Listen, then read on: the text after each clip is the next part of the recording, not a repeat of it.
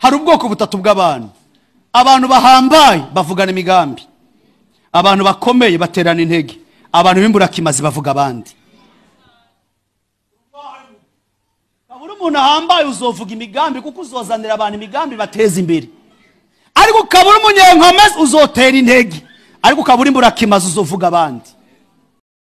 Guys, ni wa mukunzi wanyu Gadison wawundi nyene mumenyereye umviriza kugwaruka mufitiwe amakuru mu mashasha kandi meza cyane.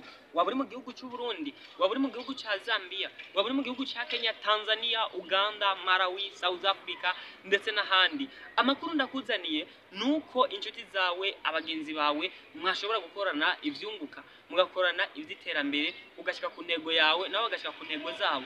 Umviriza neza ukiraba iyi video ukicumva aya makuru, zanga inbox kuri yo nimero ubona ngaha 0975 4759 79. Iyo nimero numara kuyibona ukanyandikira, ndaza kuguhereza umuco uhagije.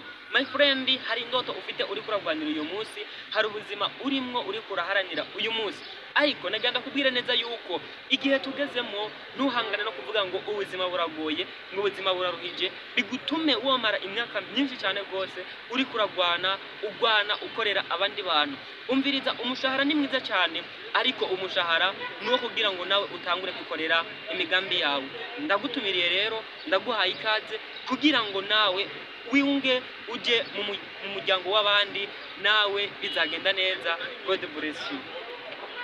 Hello Tanzania, I'm reporting live from Limani City Conference Mall, and right now it's break time. People are having lunch. You can see that beautiful girl there, and right now what wanapata lunch after learning to invest our time. Toka asubuhi we've been learning, and you can see the place is full. This thing has never happened before hapa Tanzania jamani.